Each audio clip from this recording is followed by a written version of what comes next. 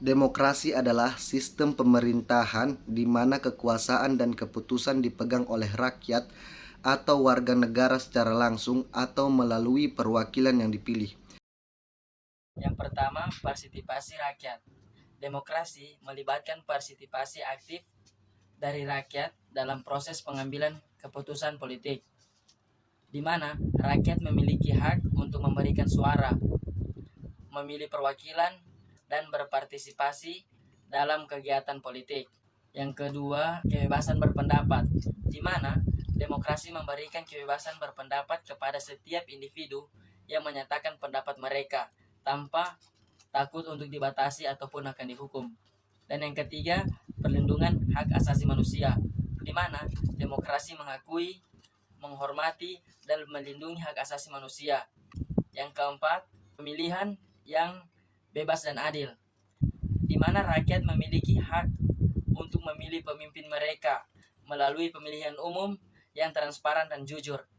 Dan yang kelima, pemerintah yang bertanggung jawab, di mana dalam demokrasi pemerintah bertanggung jawab kepada rakyat. Mereka harus bertanggung jawab setiap tindakan dan keputusan yang mereka ambil.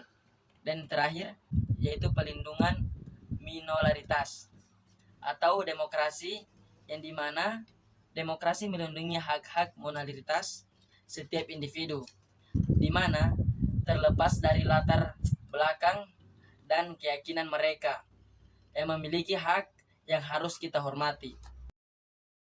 Nilai demokrasi merupakan sebuah gagasan atau pandangan hidup yang mengutamakan persamaan hak dan kewajiban, menghargai kebebasan berpendapat, serta memahami dan menyadari adanya keberagaman dalam kehidupan berbangsa dan bernegara. Menurut Henry Bertram Mayo, seorang ilmuwan politik di Kanada, ia mengemukakan bahwa nilai dalam demokrasi terdiri dari 5 nilai. Yang pertama, menyelesaikan persoalan secara damai dan melembaga.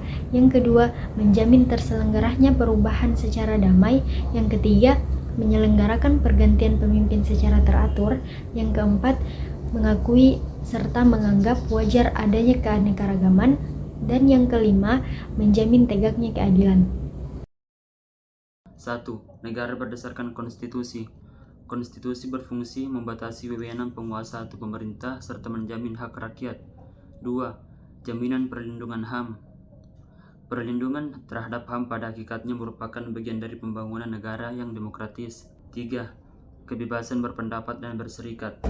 Demokrasi memberikan kesempatan pada setiap orang untuk berpikir dan menggunakan hati nurani serta menyampaikan pendapat dengan cara yang baik. Yang keempat, pergantian kekuasaan berkala. Pergantian kekuasaan secara berkala dapat meminimalisasi penyelewengan dalam pemerintahan seperti korupsi, kolusi, dan nepotisme. 5. Peradilan bebas dan tak memihak. Peradilan bebas adalah peradilan yang berdiri sendiri dan bebas dari campur tangan pihak lain termasuk tangan penguasa. Demokrasi parlementer. Demokrasi parlementer adalah demokrasi yang memberikan lebih banyak kekuatan kepada legislatif atau parlemen. 2. Demokrasi langsung adalah jenis demokrasi di mana rakyat memiliki kekuasaan secara langsung tanpa perwakilan perantara atau majelis parlemen. 3. Demokrasi tidak langsung terjadi ketika rakyat dapat memilih siapa yang akan mewakili suara mereka di parlemen. 4. Demokrasi Pancasila. Demokrasi ini bersumber pada nilai sosial budaya bangsa serta asas musyawarah mufakat dengan memprioritaskan kepentingan seluruh warga negara. 5. Demokrasi presidensial. Dalam jenis demokrasi ini, presiden dipilih secara langsung oleh warga negara. Di Indonesia sendiri, demokrasi diterapkan pada sistem pemerintahan, yaitu dengan presiden dan wakil presiden ditunjuk langsung oleh rakyat lewat pemilihan umum. Dan juga ada Dewan Legislatif, DPR dan DPD yang tugasnya itu mengesahkan undang-undang dan mengesahkan keputusan lainnya yang mereka pun ditunjuk oleh rakyat lewat pemilu.